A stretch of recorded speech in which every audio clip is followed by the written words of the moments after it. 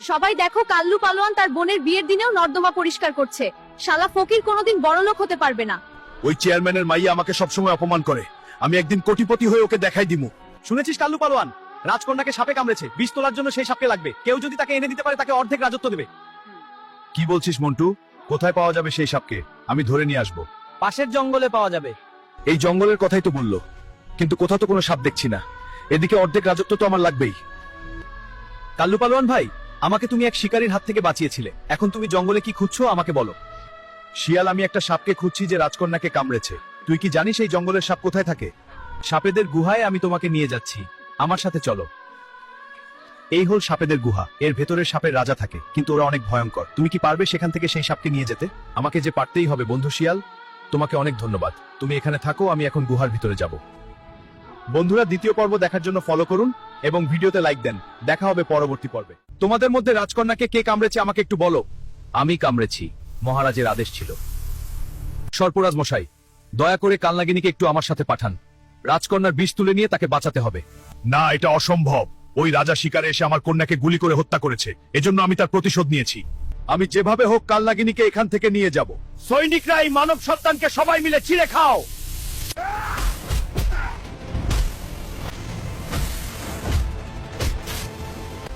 এই নাও বন্ধু কাল্লু পালোয়ান, এটা দিয়ে তাদের মারো।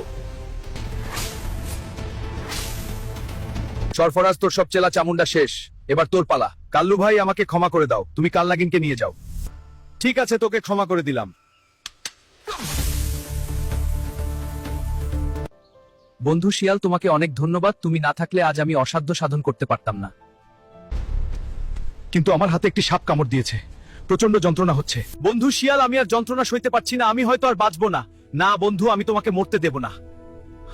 এটা কি? বন্ধুর শরীর তো নীল হয়ে গেল। বন্ধু তুমি একটু সহ্য কর, আমি দেখি কি করতে পারি। বন্ধুরা, দ্রুত ফলো করো আর ভিডিওতে লাইক দাও, দেখি আমি বন্ধুকে বাঁচাতে পারি কিনা। পরবর্তী পর্ব দেখতে ভুলবে না। আমাকে আরো দ্রুত যেতে হবে। জঙ্গলের ভিতর একজন সাধু বাবা আছে, সে সব সময় ধ্যান করে, তার কাছে দ্রুত পৌঁছাতে হবে। এই তো প্রায় চলে এসেছি। সাধু বাবা, আপনার ধ্যান ভঙ্গ করার জন্য আমি দুঃখিত। আমার বন্ধুর বড় বিপদ, তাকে বাঁচাতে হলে আপনার সাহায্য লাগবে। কোথায় আছে সে? অনেক দূরে জঙ্গলে আছে। ঠিক আছে, শান্ত হও, এত দূরে তো হেঁটে যাওয়া যায় না। আমার পঙ্খিরাজকে ডাকছি। পঙ্খিরাজ। শিয়াল সঠিক জায়গায় গিয়ে বলবে, সেখানে আমরা নামবো। আচ্ছা ঠিক আছে বাবা। শিয়াল, তোমার বন্ধুর নাম কি? ওর নাম কাল্লু পালোয়ান, সে খুব সরল মানুষ। সে একবার আমার জীবন বাঁচিয়েছিল। আচ্ছা ঠিক আছে, চলো দেখি। সাধু বাবা, আমরা চলে এসেছি, এখানে নামুন। পঙ্খিরাজ, এখানে নামো।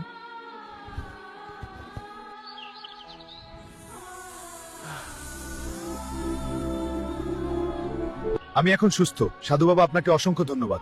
তোমরা ভালো থেকো, আমি গেলাম। বন্ধু শিয়াল, তোমাকে অসংখ্য ধন্যবাদ। এখন দ্রুত চলো, রাজকন্যাকে বাঁচাতে হবে। বন্ধুরা, তোমরা বসে আছো কেন? ফলো করে দাও আর ভিডিওতে লাইক দাও। পরবর্তী পর্ব দেখতে ভুলবে না। Bye bye. বন্ধু কাল্লু পালোয়ান, আমার যাত্রা এখানেই শেষ, আমি চলে গেলাম জঙ্গলে, তুমি ভালো থেকো। আচ্ছা বন্ধু, আবার দেখা হবে। ও, অনেক ঢোকল গেল, এখন চা খেয়ে রাজদরবার যাব, তাড়াতাড়ি যেতে হবে।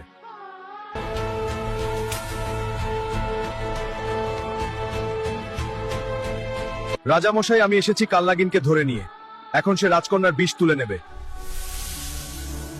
এখন থেকে এর রাজ্যের অর্ধেক তোমার। তুমিও এখন থেকে রাজা। তুমি ইচ্ছে করলে রাজকন্যাকে বিয়েও করতে পারো। না রাজামশাই, আমি তো বিয়ে করব ওই চেয়ারম্যানের অহংকারী মেয়েকে। ওর অহংকার আমি চুরমার করে দেব। মন্ত্রী মশাই, চেয়ারম্যান ও তার মেয়েকে রাজদরবারে হাজির করুন। বন্ধুরা, ততক্ষণে তোমরা ফলো করো আর ভিডিওতে লাইক দাও। চেয়ারম্যান সাহেব, আমি গরিব কাল্লু পালোয়ান, এখন আমি কেষ্টনগরের মহারাজ। আপনার অহংকারী মেয়েকে বিয়ে করতে চাই। যথা আজ্ঞা মহারাজ। বন্ধুরা, আমার বিয়েতে আপনারা অবশ্যই আসবেন। ভিডিও কেমন লাগলো কমেন্টে জানান। Good bye.